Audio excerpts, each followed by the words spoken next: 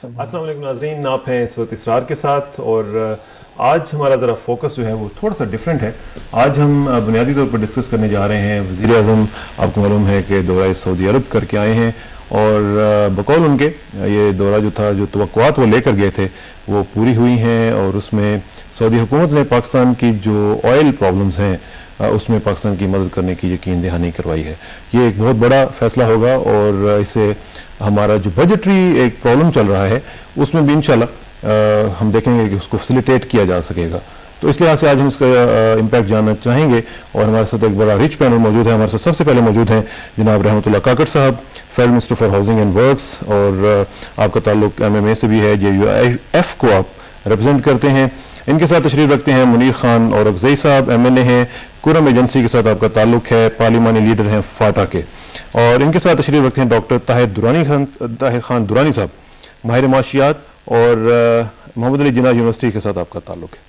नाज़रीन, आज की जो सिचुएशन है इसमें मैं आपको ये बताता चलूँ कि जो सऊदी अरब की हमारी जो दोस्त हैं उन्होंने ये कहा है कि हमारे जो स्ट्रेटेजिक ऑयल रिजर्व्स हैं उनको बेहतर बनाने में वो अपनी एक कमिटमेंट जो है वो पूरी करेंगे।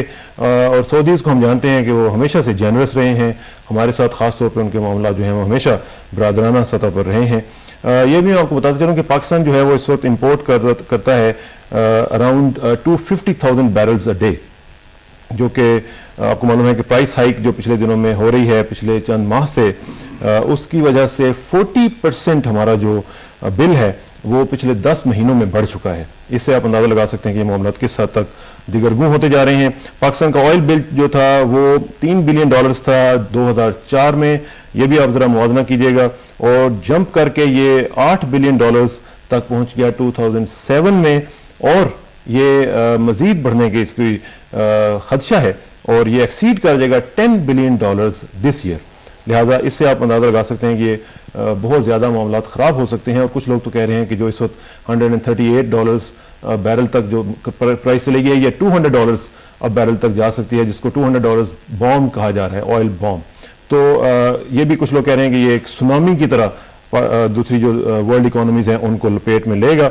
ये सारी चीज़ें हैं जिसके बैकग्राउंड में वज़ीर आज़म ने दौरा किया है सऊदी अरब का, उसका आज हम ज़रा इम्पैक्ट जानना चाहेंगे। लेकिन उससे पहले चूँकि मेरे पास एक मौका है आपसे बात करने का, मिनिस्टर फॉर हाउसिंग चूँकि आप हैं, हाउसिंग का बड़ा एक्यूट मसला चल रहा है काकड़ साहब, इसमें थोड़ा सा मुख्तसरन ये बताइएगा कि आपकी मिनिस्ट्री इस वक्त इस मामले को एड्रेस करने के लिए क्या कर रही है। उसके बाद फिर हम आते हैं तो आपके दौरा सऊदी अरब, चूँकि आप भी साथ थे, तो फिर उसको ज़रा डिस्कस करेंगे। मुल्क में इस वक्त 6.7 मिलियन का शॉर्टफॉल है मकानात का, और पूरे मुल्क में ये इसका कोई इलाज बाकी हुकूमतों से नहीं हो सका। पाकिस्तान की तारीख में पहली मरतबा इस हुकूमत ने ये ऐलान किया है कि वो सालाना 10 लाख मकानात जो है वो तामीर करेगी। उसके लिए मेरी मिनिस्ट्री जो है उस पर दिन रात काम कर रही है, और इसमें हम फॉरेन ममालिक के कई कंपनियों से इसमें बात कर चुके हैं, जिनमें ईरान है, कोरिया है, चाइना है, तुर्की है, स्पेन है, UK है, तो इस पर बात हो चुकी है। रिसेंट पास्ट में सऊदी अरब में भी ये UAE कभी दौरा में कर चुका हूँ। वहाँ पाकिस्तान बिजनेस काउंसिल में हमारे एम्बेसी के थ्रू एक वेल ऑर्गेनाइज्ड गेट टुगेदर था, जिसमें वहाँ के इन्वेस्टरों को उन्होंने इनवाइट किया था जो इसमें बड़े इंटरेस्टेड थे।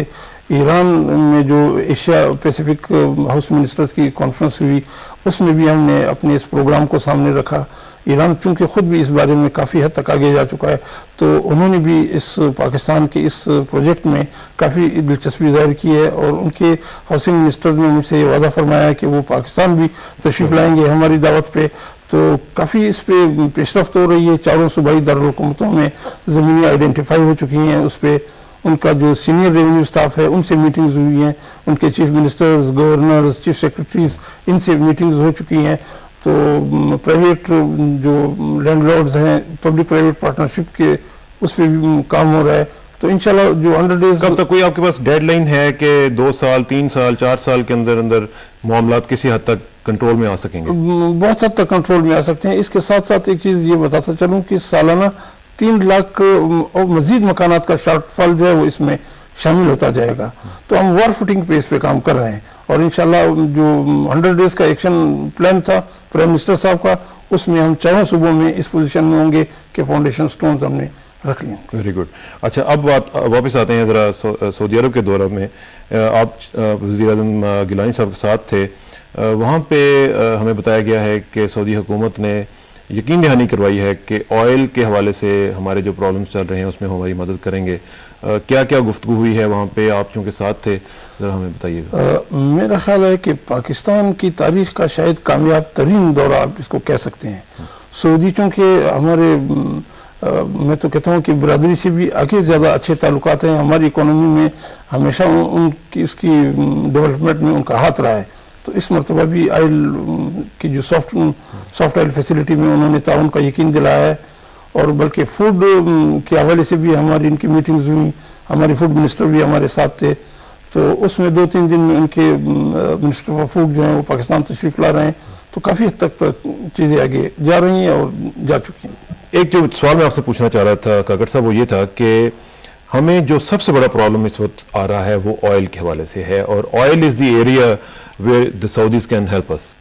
उसमें कोई इस तरह की कोई कमिटमेंट कि हम इतनी जो ऑयल रिजर्व्स हैं, स्ट्रेटेजिक ऑयल रिजर्व्स में हम आपको मदद करेंगे, कोई इस तरह की कोई सामने आई है बात? या उसकी मॉडलिटीज़ को तय करने के लिए हमारे मिनिस्टर साहब वहाँ रह गए हैं। ठीक, तो वो उसको तय करके आ जाएंगे।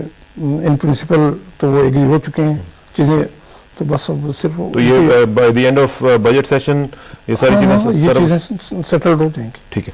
अच्छा मुनीर साहब, आप भी चूंकि इस दौरे में साथ थे वज़ीर-ए-आज़म के, तो आपने भी कुछ चीज़ वहाँ पे महसूस की इस हवाले से। इस सवाल का जवाब भी मैं आपसे लूँगा, लेकिन पहले उससे मुझे ज़रा बताइएगा, आपका चूँकि ताल्लुक कुरम एजेंसी के साथ है, वहाँ पे शिया सुन्नी मामलात खासे नाजुक हद तक पहुँचे हुए थे। इस वक्त क्या सूरत हाल है, ताकि फिर मैं बाद में आऊँगा तो मैं आपसे ये दौरे के हवाले से पूछूँगा। बिस्मिल्लाहिर्रहमानिर्रहीम।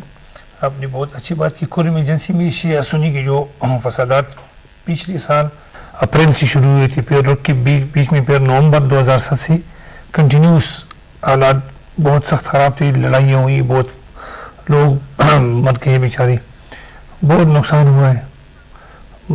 फरजदात के शहर में तकरीबन 480 घर जलाए गए हैं, मार्केटें ख़त्म जलाए गए हैं, बहुत बड़ा नुकसान हुआ। आखिरकार हुकूमत ने एक जगह तय किया जिसको फिर मकामी निज़ाम ने पेशावर में 10 दिन मुज़ाकरात के बाद जब उसको ये पता अंदाज़ा लगा कि मुज़ाकरात नाकाम हो रहे हैं, तो उसको जेल में डाल दिया गया। वो 25 और 50 टॉप के अमीदीन जो थे कुरम एजेंसी की, 25 शिया और 25 सुन्नी। नहीं, हमारे पॉलिटिकल लीजेंड मोहम्मद आज़म खान ने उन 50 कैदियों को जेल से पहले स्टेप लिया कि उसको जेल से बाइज़्ज़त तरीके पे एबटाबाद में किसी होटल में ले गए, और 2 दिन मुज़ाकरात के बाद आज यानी 9 जून को एक 30 दिन का टेम्परेरी टाइप माहिदा हो गया, जिसमें फायरबंदी भी है, रोड भी खुलेंगे, और इस 30 दिनों में वो अपने अपनी मशरान कबीलों से जाके मुशावरत करके इस पीस को जो टेम्परेरी 30 दिन के लिए इसको मुकम्मल तौर पर बदलने में तब्दील माशाअल्लाह, ये तो एक बड़ी खुशखबरी है, बहुत बड़ी खुशखबरी है। अच्छा, और दौरे के हवाले से जरा बताइएगा, आप चूँकि साथ थे, आपने वहाँ पे क्या क्या फील किया, हमारा जो सऊदी हुक्मरानों के साथ इंटरेक्शन था वो कैसा रहा? सऊदी दौरे के हवाले से मेरा जो तजुर्बा है, मैं पिछले 28 साल से दोहा कतर में अपना कारोबार कर रहा हूँ। मेरा अभी भी उधर अपना कारोबार है कतर में। कतर और सऊदिया बिल्कुल उसकी बाउंड्री लगी हुई है, दोनों अरब ममालिक है। सऊदिया ने हर मुश्किल वक्त में पाकिस्तान की मदद की, ये किसी भी पाकिस्तानी से या दुनिया की किसी भी फ़र्ज से ढकी छुपी बात नहीं है, बिल्कुल वो तो किसी से भी ढकी छुपी बात नहीं है। सऊदिया ने हर वक्त में वो तमाम ममालिक में ये ख्याल रखते, फिर स्पेशल मुस्लिम ममालिक में पाकिस्तान के साथ तो उनकी एक इस किस्म की दोस्ती, जिस तरह काकड़ साहब ने बताया कि वो तो बरदराना ताल्लुक से भी ज़्यादा है। अभी भी मीटिंग में प्राइम मिनिस्टर को उसने बताया कि पाकिस्तान में जो भी कोई वाक़या पेश आता है, जो भी मुश्किलात है, तो मुझे दुख होता है, मैं महसूस करता हूँ वो दुख की, काश पाकिस्तान में ऐसा ना होता। तो इस तरह उस लोगों का हर दिल हमारे साथ धड़कते हैं और वो फील करते हैं। बिल्कुल। तो जो हमें मालूमात हासिल हुई थोड़ी बहुत, उसमें ये है कि उन्होंने ये कमिटमेंट किया कि हम 1 साल तक रोज़ाना इतना रिलीफ देंगे ऑयल में कि पाकिस्तान को डेली की बुनियाद पर 3 करोड़ और 10 लाख रुपए, महीने के हिसाब से 33 करोड़ रुपए वो कम रेट पे हमें तेल देंगे इंशाल्लाह। ये भी वादा किया, और उसके साथ साथ ये भी वादा किया गया कि हम ऑयल एंड गैस की तलाश में हम भरपूर वहाँ सरमाकारी करेंगे, और इंशाल्लाह टीम भी भेजेंगे कि ऑयल एंड गैस की मज़ीद पाकिस्तान खुद निकालने में उसकी कंपनियां यहाँ आके सरमायाकारी करेंगी। Very good.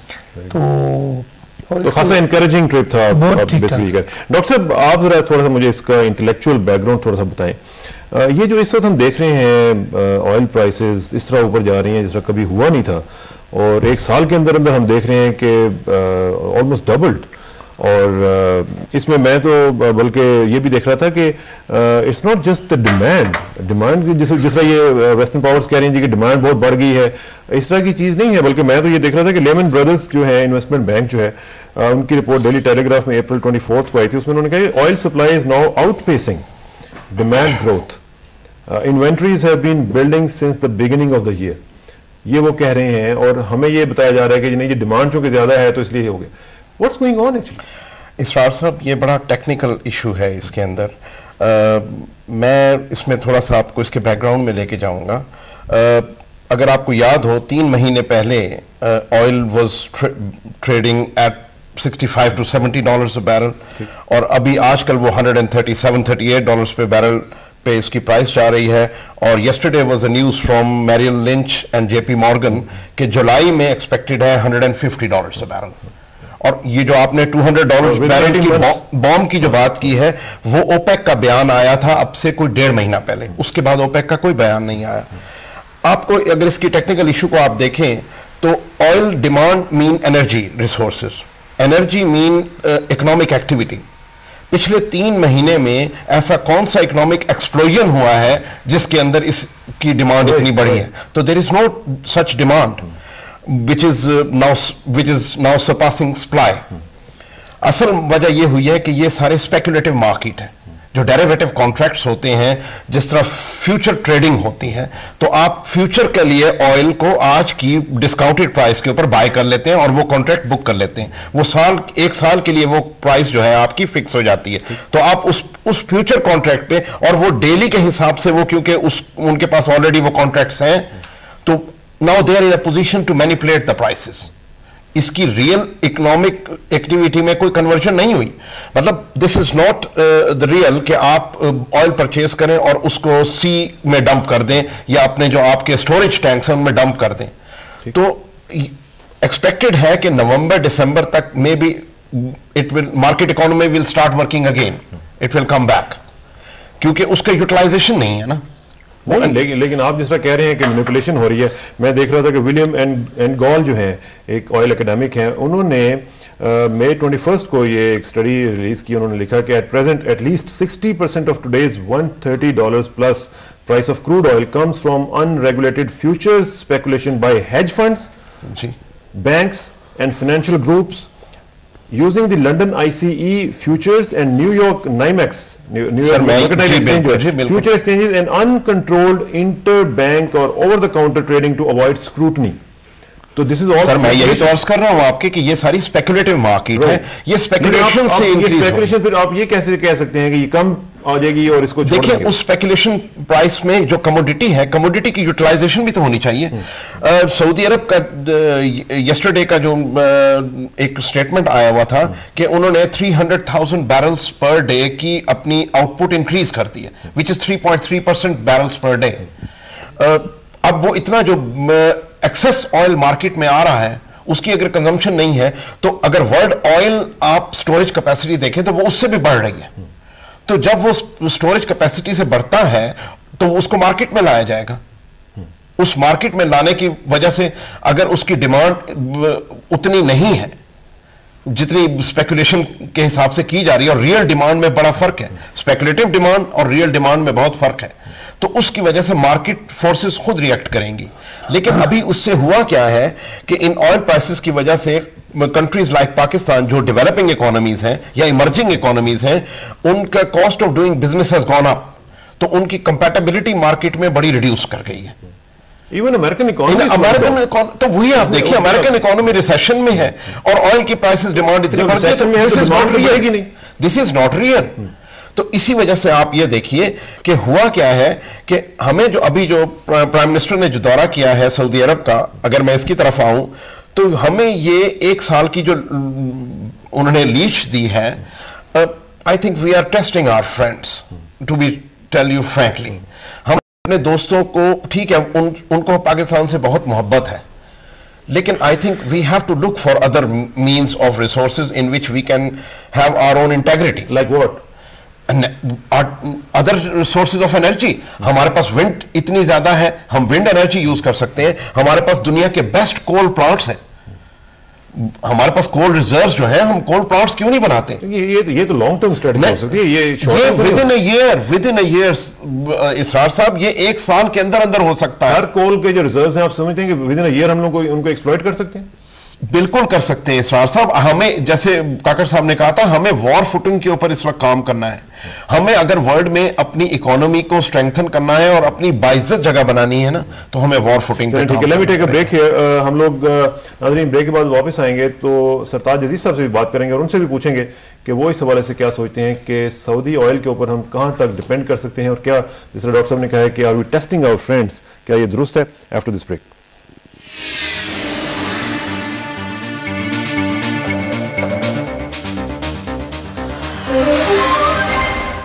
वेलकम बैक नाज़रीन। बात हो रही है वज़ीर आज़म यूसुफ रज़ा गिलानी साहब के दौरे सऊदी अरब की, जिसमें हमें एश्योरेंस दी गई है कि सऊदी ब्रदर्स जो हमारे हैं वो हमें बेल आउट करेंगे। आजकल जो हम क्रंच फेस कर रहे हैं उसको इंशाल्लाह वार्ड ऑफ करने में, और इसी का आज हम तजिया करने की कोशिश करेंगे। हमारे साथ अब मौजूद हैं सरताज अजीज साहब, साबिक वज़ीर ख़जाना, और उनसे पूछते हैं कि वो इस हवाले से क्या सोचते हैं। सरताज साहब अस्सलाम वालेकुम जी। हेलो सरताज साहब, अस्सलाम वालेकुम। सरताज साहब, हम बात कर रहे हैं वज़ीर आज़म के दौरे सऊदी अरब के हवाले से, तो इसमें यह बताइएगा कि ये कितना डिपेंडेबल जेस्चर है।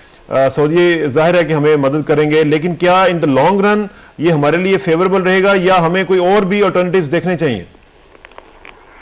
अल्टरनेटिव ज़ाहिर देखने चाहिए। ये तो जो शॉर्ट टर्म मसला है कि इस वक्त तेल की कीमतें जो है वो डबल हो गई और हमारे पास इतने वसाइल नहीं है कि हम सब्सिडी बिल्कुल खत्म करके ये इतनी पास ऑन करें, क्योंकि तेल की कीमतें जो है वो $75 से $135 के हिसाब से बढ़ाएं तो 50-60% इजाफा इस वक्त कौन बर्दाश्त नहीं कर सकती, ना आम आदमी बर्दाश्त कर सकता है। पहले भी महंगाई बहुत ज्यादा है, तो इसलिए शॉर्ट टर्म में जो हमारा फिस्कल डेफिसिट है उसे कवर करने के लिए वसाइल की जरूरत है। वो ग्रांट की शक्ल में भी आ सकते हैं, सस्ता तेल की शक्ल में भी आ सकते हैं, डिफर्ड ऑयल पेमेंट के हिसाब से भी आ सकते हैं, ताकि ये साल हमारा गुजर जाए। लेकिन ये इसको मैं शॉर्ट टर्म इमरजेंसी एक्शन कहूंगा। जो असली मसला है वो यही है कि हमारी जो एनर्जी की डिमांड और सप्लाई का गैप है वो 4000 मेगावाट है, और उसमें जो दूसरा बड़ा मसला है वो शॉर्टेज से ज्यादा वो कीमत का है। क्योंकि इस वक्त अगर आप, हमारा बदकिस्मती से हाइडल 6000 मेगावाट है, थर्मल जो है वो 13000 मेगावाट है, और 13000 मेगावाट में से सिर्फ 4-5 हजार गैस पे है, बाकी सब फर्नेस ऑयल पे है। और फर्नेस ऑयल की कीमत इस वक्त 49,000 रुपए 50,000 रुपए टन हो गई है। तो हमारी जो फी यूनिट लागत है फर्नेस ऑयल की वो 10-12 रुपए फी यूनिट है, और हम बेचते जो है बिजली 6 रुपए है, उसके ऊपर आप फिक्स चार्जेस डालें, ट्रांसमिशन कास्ट डालें, तो हमें इस वक्त जो ये फर्नेस ऑयल का बेस की बिजली है ये 18-20 रुपए यूनिट पड़ रही है, तो वबड़ा किस तरह बेचेगा ये? तो असली मसला यह है कि हमारे अपनी जो बिजली होगी, चाहे हाइडल हो चाहे कोल हो, वो हम अफोर्ड कर सकेंगे। इस कीमत पे आप बिजली बना के ज्यादा अगर नए प्लांट लगा भी दें तो उनके लिए जो सब्सिडी देना पड़ेगी हुकूमत को, वबड़ा को, वो नाकाबिल बर्दाश्त होगी। तो इन दोनों वजूहात के बिना पे हमें वॉर फुटिंग पर, अब मसलन मैं आपको मिसाल देता हूँ, 3 साल पहले चाइनीज ने थर कोल पर एक बड़ा अच्छा प्रोजेक्ट बनाया था 3000 मेगावाट का, और वो 5.8 सेंट के हिसाब से मांग रहे थे कीमत नेपरा से, और उन्होंने कहा नहीं जी हम आपको 5.2 सेंट देंगे। अब 12, 13, 14, 15, 20 सेंट पे बना रहे हैं। तो वो किसने ये फैसला किया कि जी उनको 5.8 सेंट नहीं देंगे? ये क्रिमिनल निगलेक्ट है उस हुकूमत की कि उन्होंने वो प्लांट जो है शुरू नहीं किया, वरना इस वक्त हमारे पास 3000 मेगावाट अपने रिसोर्सेज पे बेस। तो इस पर बिल्कुल फास्ट ट्रैक पे काम होना चाहिए। अच्छा, इसमें सरदार साहब एक चीज जरा बताइएगा कि ये जो सऊदीज ने तकरीबन मुनीर औरंगजेब साहब हमारे साथ बैठे हुए हैं, वो कह रहे थे कि 33 करोड़ रुपए की वो हमें इस तरह एक 33 आपने कहा था मेरे ख्याल 33 करोड़ रुपए की जो हमें वो एक दे देंगे, मदद दे देंगे, उससे हमारे जो बजटरी प्रॉब्लम्स हैं आप समझते हैं कि वो थोड़ा सा उनको फैसिलिटेट करने में मदद मिल सकेगी? हाँ, जाहिर है जी कि इस वक्त हमारा जो खसारा है वो बहुत ज्यादा है, अगर 33 करोड़ रोजाना मिलेंगे तो साल का कोई 2 बिलियन। ये मंथली है जी, 33 करोड़ मंथली है। फिर तो इतना ज्यादा नहीं है, क्योंकि इस हवाले से हमारा जो टोटल फिजिकल डेफिसिट इस दफा है वो कोई 450 अरब रुपए है, तो उसमें से ये कोई 15-20% उसमें कमी आएगी, लेकिन बाकी फिर हमें जाहिर है कि खर्चे कम करके और मजीद रिसोर्सेज मोबिलाइज करके ये साल पूरा करना पड़ेगा, क्योंकि हमारा सबसे जो बड़ी तरजीह है इस वक्त वो आम आदमी को रिलीफ देने के लिए, उसके लिए हमें 40-50 अरब रुपए मजीद चाहिए। सरताज साहब थैंक यू वेरी मच जी, आपका इंशाल्लाह राब्ता भी रहेगा और आपकी इनपुट का बहुत शुक्रिया, थैंक यू वेरी मच। सरताज अजीज साहब साबिक वज़ीर ख़जाना हमारे साथ मौजूद थे। एक बात जो काकर साहब उन्होंने कही कि आम आदमी को रिलीफ मिलेगा और आम आदमी रिलीफ के इंतज़ार में सालों से खड़ा हुआ इंतज़ार कर रहा है कि उसको कब मिलेगा। इस बजट में आप मुझे बताइएगा, फेडरल मिनिस्टर हैं आप, क्या रिलीफ देने जा रहे हैं एक आम आदमी को? ये तो परसों तक चीज़ें सामने आ जाएंगी। इस एक चीज़ को देख लीजिए कि इस मुल्क में जो स्केल 1 से 15 तक एडहॉक मुलाजिमीन थे, पहली दफ़ा पूरे मुल्क में जिनकी सर्विस जो है वो 9 माह से लेके या 2 साल से लेके ऊपर तक है, और सबको हम मुस्तकिल कर देंगे। तो इसके साथ उनको medical facilities, accommodation facilities, convince allowance वगैरह ये चीज़ें मिल जाएंगी। ये होगा गो कि हमें राइट लेफ्ट से कटौती बहुत सारी चीज़ों पे करनी पड़ेंगी। तो बाकी चीज़ों पे भी हम गवर्नमेंट सब्सिडी दे रही है, आटे पे सब्सिडी दे रही है, तेल पे सब्सिडी दे रही है, बिजली पे सब्सिडी दे रही है। तो कोशिश तो यही होगी कि आम आदमी जो है वो इस टैक्स के बोझ तले। जरदारी साहब ने कल फरमाया कि 1000 से 1500 रुपये तक एक आम गरीब आदमी को मंथली हम रिलीफ देने के बारे में सोच रहे हैं। 1000-1500 से आप समझते हैं कि कुछ रिलीफ जो है वाक़तन ऑन ग्राउंड मिल सकेगा उनको? ये तो तनख्वाह की मद में उनको रिलीफ मिल रहा है। मैं फिर अपने हाउसिंग सेक्टर की तरफ आता हूँ। हमने जो प्राइम मिनिस्टर साहब ने जो स्कीम अनाउंस की है उसमें लो कास्ट हाउसिंग स्कीम पे ये है कि जो घर हम बनाएंगे जो एक आम आदमी जिसका तस्वुर भी नहीं कर सकता, 2 कमरों का एक मकान, उसको अगर रेडी हालत में हम उसको इतने किराए पे दे दें कि वो जो इतना किराया इस वक्त अपने मकान का दे रहा है, तो एट द एंड जो है वो मालिक मकान होगा और उसकी कीमत लाखों में होगी। जमीन की कीमत इस स्कीम के ऊपर किस हद तक काम हो चुका है, ये जरा मुझे बताओ। मैं अर्ज करता हूँ कि विद इन नेक्स्ट 30-40 डेज जो है हम चारों सूबों में इस पोजीशन में होंगे कि हम फाउंडेशन स्टोर रख सकेंगे। और उसकी कंप्लीशन पे कितनी देर लगेगी? ये तो टारगेट तो 1 ईयर का है, लेकिन डिपेंड करता है, बाज़ जगहों में थोड़ा 19-20 का फर्क आ सकता है। ब्यूरोक्रेटिक हर्डल्स इसमें तो नहीं आएंगे? नहीं, इसको हम विंडो ऑपरेशन के तहत ला रहे हैं। बिल्कुल जिस तरह एक प्राइवेट एंटरप्रेन्योर होगा उसमें वो चीज़ों को करना होगा। फॉरेन इन्वेस्टर्स के साथ भी हमारी यही कमिटमेंट है। और इसमें क्या गारंटी होगी कि उसमें सिफारिशें नहीं चलेंगी? एक आम गरीब आदमी के नाम के ऊपर कुछ जो मौसर किस्म के लोग हैं, बड़े इन्फ्लुएंशियल किस्म के लोग हैं, वो अपने लोगों को नहीं वहाँ पे बिठा देंगे? ट्रांसपेरेंसी तो इस हद तक होगी कि अगर जो सप्लाई जो है वो डिमांड से कम होगी तो फिर तो सबको first come first serve base पे उनको मिलती जाएगी। अगर डिमांड ज़्यादा होगी और सप्लाई कम होगी तो कंप्यूटराइज्ड बैलेटिंग होगी और कंप्यूटर ने किसी का लिहाज नहीं रखना है। Fair enough.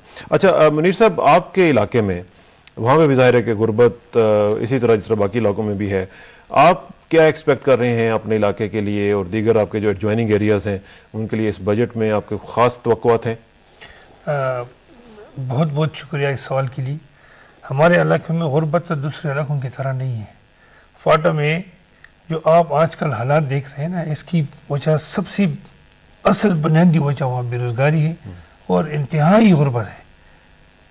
मैं कहता हूँ कि ये बहुत, आज भी मैंने 1-2 TV पे इंटरव्यू दिया कि अगर वहाँ तरक्याती कामों के हवाले से और ख़ासकर एम्प्लॉयमेंट के हवाले से तरजीह बुनियादों पर काम हुआ तो 60% हालात ठीक हो सकते हैं। सिर्फ इस इशू पे इतनी गुर्बत है।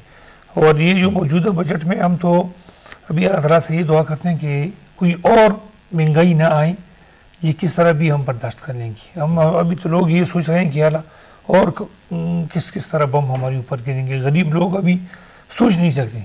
आप जिसको भी मिलते हम देख नहीं सकते लोगों को कि वो ये कहते कि इतनी तनख्वाह में आप हमारा घर का बजट बनाओ। कोई कहते इतनी आमदनी में मैं दिन रात मजदूरी करता हूँ, 6000 रुपये कमाता हूँ, तो आप 6000 में हमारा घर पाले। तो गवर्नमेंट से इस सिलसिले में आपकी बात हुई है कि कोई वहाँ आज पे भी हमारी बात हुई। अमेरिका खास तौर पे बड़ा इंटरेस्ट ले रहा था आरओजीज में और कह रहा था कि जी हम वहाँ पे बनाएंगे चीजें, इस तरह की कुछ हुआ है तो वहाँ पे इसके on लिए ground? दोबारा आपका शुक्रिया। उस सिलसिले में जो हमने इस हुकूमत को भी हर जगह हमने, मैं बैरून मुल्क जहाँ भी जाता हूँ ख़त लिखे हैं मैंने मुख्तलिफ एम्बेसडर्स को। तो उस सिलसिले में 19 जून को हमारा मीटिंग हो रहा है अमेरिकन एम्बेसडर्स की, तमाम फंड है मैंने इसका। तो स्पेशली हमारा फोकस इस पे है कि आप डेवलपमेंट में डायरेक्ट हमारा मदद करें। और हम अरब कंट्रीज़ भी अभी पिछली 28-29 मई को एक जर्मनी में अरब कंट्रीज़ और कुछ जर्मनी और कुछ 2-3 और मुल्क मिल के ना उसके वो भी ट्राई कर रहे हैं कि हम फाटा में कबायली इलाकों में डायरेक्ट कुछ डेवलपमेंट और काम के हवाले से, रोज़गार के हवाले से, वो इंडस्ट्रीज़ के हवाले से कुछ काम करें ताकि इमीडिएट उसका लोगों को रिलीफ मिले। ठीक है, तो इस सिलसिले में हम अपना किरदार भरपूर तरीके से अदा कर रहे हैं और गवर्नमेंट को भी इसमें ज़ाहिर है कि आपकी वो तो बहुत पूरी करनी चाहिए। अच्छा डॉक्टर साहब, एक चीज़ जो हम पहले बात कर रहे थे, मैनिपुलेशन की बात आ रही थी, ऑयल प्राइसेस जो हैं वो डिटरमिन कैसे होती हैं? पहले आज से 20 साल पहले जिस तरह होती थी वो बहरहाल आजकल नहीं हो रही हैं। आजकल क्लोज डोर्स मीटिंग में बैठ के गोल्डमैन सैक्स और जेपी मॉर्गन और कौन कौन से जो बैंक्स हैं बड़े बड़े, सिटी बैंक, चेज, ये सारे बैठ के तो ये आपस में डिसाइड कर लेते हैं और हम जैसे जो गरीब लोग हैं उनके ऊपर इम्पोज कर देते हैं। Is that right? बिल्कुल सही बात है इसरार साहब। आप देखिए कि ये यहाँ तक हालात पहुँच चुके हैं कि हमारी क्रॉप अभी ज़मीन के ऊपर होती है और तमाम ये जो मल्टीनेशनल कंपनीज हैं इनके अपने जो रिप्रेजेंटेटिव्स हैं वो उन क्रॉप्स को उठा लेते हैं। पूरे वर्ल्ड में फूड की शॉर्टेज एकदम कैसे हो गई है, पूरे वर्ल्ड में ऑयल की प्राइसेस एकदम क्यों हाई हो गई? पहले ये ओपेक का कार्टेल था जो इसको डिटरमिन करता था और वो सप्लाई एंड डिमांड के हिसाब से, ताकि वो अपने रिजर्व्स को मेंटेन भी रखें और वर्ल्ड यूटिलाइजेशन को फीड अप भी करते रहें। लेकिन अब क्योंकि सारी इकोनॉमी आ गई है, ये फ्लॉ है मार्केट इकोनॉमी का। आप इसमें एक चीज़ मैं आपको बताना चाहूँगा कि इस वक्त पूरे मुल्क में या पूरे वर्ल्ड में जो फूड का क्राइसिस चल रहा है, we are going back to the controlled economies. इस वक्त हमारे जो गरीब हैं, जो लोग हैं, उन अपनी भूख से सड़कों पे बाहर आ गए हैं, लोग खुदकुशियां कर रहे हैं। And government, because now it is a political government, they will have to take certain actions, they will have to control things कि वो एक आम आदमी तक रोटी पहुंच सके। तो we are coming back to the controlled economy of Soviet era, जैसे इंडिया में था, जैसे सोवियत यूनियन में था। क्योंकि मार्केट इकोनॉमी की वजह से कुछ बड़ी कंपनीज हैं जो इन तमाम कमोडिटीज पे हावी हो गई हैं। आपके जो कमोडिटी एक्सचेंजेस हैं न्यूयॉर्क में, लंदन में, वहां पे सारी ट्रेडिंग यही मल्टीनेशनल और कंपनीज और फाइनेंशियल इंस्टीट्यूशंस कर रहे हैं। This is basically all exploitation. All exploitation, ये वर्ल्ड रिसोर्सेज की एक्सप्लॉयटेशन हो रही है by multinational companies and big firms. So what is the way out? उसका वे आउट यही है कि अपने कौम के जो जरूरियात हैं उसको कंट्रोल करने के लिए गवर्नमेंट को सर्टन मेजर्स लेने पड़ेंगे कि कमोडिटीज जो हैं, खास तौर पे जो आम आदमी के इस्तेमाल की चीजें हैं, उनको गवर्नमेंट न सिर्फ सब्सिडी दे बल्कि उनको कंट्रोल करे। इंपोर्ट्स के ऊपर, एक्सपोर्ट्स के ऊपर आप लग्जरी इंपोर्ट्स को बंद करें, आप जो यूटिलिटी की इंपोर्ट्स को ज्यादा करें, और आप सबसे बड़ी बात, आपकी जो क्रॉप बाहर स्मगल होके जा रही है। हम कहते हैं कि हमारी तमाम सरहदों के ऊपर हमारी 1 लाख से ज्यादा फौज मौजूद है, तो फिर कैसे आपकी क्रॉप चली जाती है? वो बड़े बड़े ट्रॉलर्स अगर हमारी क्रॉप तो खैर रूस तक जा रही है, रूस तक, सेंट्रल एशियन रिपब्लिक्स में हमारी गंदम बिक रही है। बिल्कुल ठीक है। अच्छा, एक चीज मुझे जरा थोड़ा सा बताइएगा कि एनर्जी की जब बात आती है तो क्या हम कह सकते हैं कि is the cheap energy era over? No, it is not. We have to explore. मैंने अभी आपसे पहले अर्ज किया था कि wind energy is the cheapest and the fastest way to get energy. Cheapest को छोड़े, मुझे ये बताएं how viable it is? It is very viable. You have the longest coast. आपकी जो पूरी बलोचिस्तान की कोस्ट है वो है, और आपके जो ट्राइबल एरियाज में वहां पे विंड काफी ज्यादा है, तो आप इन एरियाज को यूज कर सकते हैं। उसके अलावा solar energy is the cheapest also. हम यहाँ पे वो सेल्स बजाय बाहर से इंपोर्ट करने के, हम वो सेल्स यहाँ पे खुद डेवलप कर सकते हैं। हमारे अपने जो टेक्नीशियंस हैं, हमारे अपने जो इंजीनियर्स हैं, they had developed, engineering university के स्टूडेंट्स ने स्मॉल प्लांट्स बनाए थे फॉर डोमेस्टिक यूज। फाटा की आपने बात की, फाटा की जरा पूछ लेते हैं। फाटा में और अफजई साहब कुछ मामलात लॉ एंड ऑर्डर की वजह से अगर ठीक हो जाए तो वहाँ पे इस तरह के प्रोजेक्ट्स हैं वो लग सकते हैं? क्यों नहीं लग सकते? अब हमारे जो एनवायरनमेंट मिनिस्टर है वो उसने भी कुछ फंड्स दिए हैं और ट्राई कर रहे हैं कि हम जो ऊंचे ऊंचे पहाड़ों पे गांव हैं वहाँ ये विंड से और सोलर एनर्जी दोनों से हासिल करें। मैं तो अभी उन्होंने कुछ मंसूबे बनाए, इस पे काम हो रहा है बहुत तेजी में। जी डॉक्टर साहब कुछ मैं इसरार साहब यहाँ पे एक चीज़ अर्ज करना आपसे चाहूँगा। हमारे पास one of the biggest natural gas reserves हैं वजीरिस्तान और टांग के एरिया में। अगर आपको याद हो, दो कंपनीज थी, एक जर्मन और एक फ्रेंच, जिनको ठेका दिया गया था वहाँ पे एक्सप्लोरेशन का, लेकिन वहाँ के हालात की वजह से दे वेंट बैक। नहीं हुआ। ठीक है, ठीक, मतलब आप ये कह रहे हैं कि वायबल है? बिल्कुल वायबल, बिल्कुल वायबल। अच्छा कागर साहब एक चीज़ जरा मुझे बताइएगा, क्रॉप की बात आई है, एग्रीकल्चर सेक्टर जो हमारा, हम किसी ज़माने में बड़ा बोस्ट करते थे कि जी हम एग्रीकल्चर कंट्री हैं, हम हर चीज़ ये कर लेते हैं, हमारे सब कुछ इधर खुद कफील हैं। ये खुद कफील का लफ्ज़ हमने बड़े बचपन में सुना था। तो ये बताएं कि अब वो खुद कफालत कहाँ गई? एग्रीकल्चर सेक्टर जो है वो हमारा इतना पीछे चला गया। एक जो लैंडलॉर्ड है वो ना खुश है, जो एक फार्मर है वो ना खुश है। क्या हो क्या रहा है? देखें, पिछली हुकूमतों ने कोई भी काबिल जिक्र, बड़े डैम्स तो आप छोड़ें, एक स्मॉल डैम्स का जो कॉन्सेप्ट था उसका भी उन्होंने बेड़ा गर्क किया।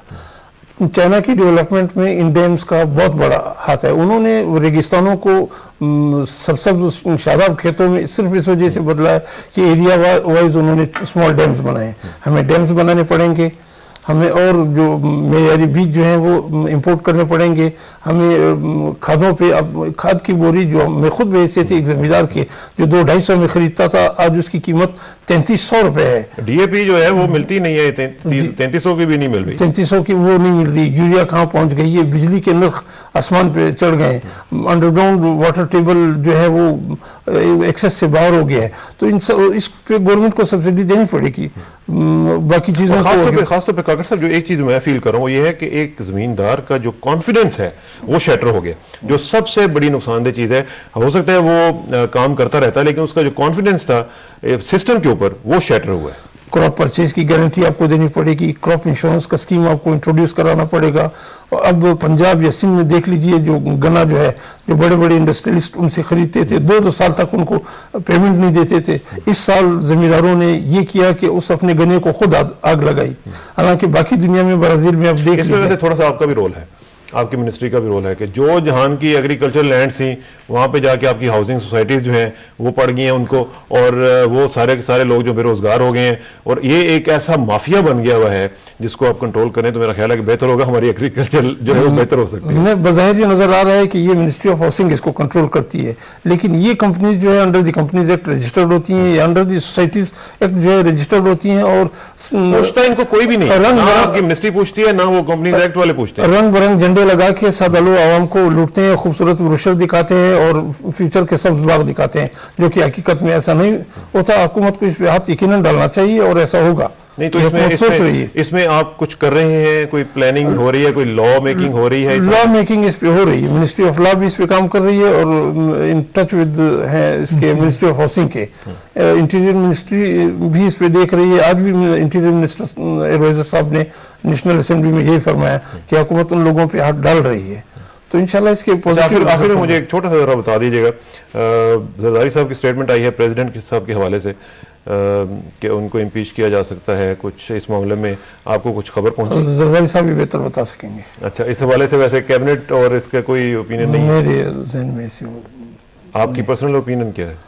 इस वक्त तो वो कॉन्स्टिट्यूशनल प्रेसिडेंट है, अगर वो होगा तो पार्लियामेंट एक ऐसा इदारा है, प्रेसिडेंट साहब खुद फरमा रहे हैं कि अगर ऐसी बात है तो पार्लियामेंट सामने है, हम हर चीज़। उन्होंने जो इंटरव्यू दिया था उस हवाले से आपके कुछ कमेंट्स? हम बाहर थे, जो अखबार में पढ़ा वो आपके सामने है। अखबार में तो पढ़ के तो जरदारी साहब का तो बयान आ गया था। तो जरदारी साहब क्यों अपने व्यूज थे। अच्छा चलिए, आप सियासी बयान दे रहे हैं, मुझे इस तरह इतना बताइएगा कि मुझे एश्योरेंस एक चाहिए है आपकी मिनिस्ट्री की तरफ से कि क्या जो आप कह रहे हैं उसके ऊपर फौरी तौर पर काम शुरू हो जाएगा, और क्या जो आप कह रहे हैं कि फाउंडेशन स्टोन्स जो हैं वो फौरी तौर पर वहाँ पे हो जाएंगे शुरू, और चारों सूबों में 1-2 साल के अंदर अंदर ये जो हाउसिंग का प्रॉब्लम है किसी हद तक कम हो जाएगा इंशाअल्लाह अज़ीज़। अगर इस सिस्टम को चलने दिया गया, आपको वो इनकलाबी तब्दीलियां करके दिखाएंगे कि इंशाल्लाह।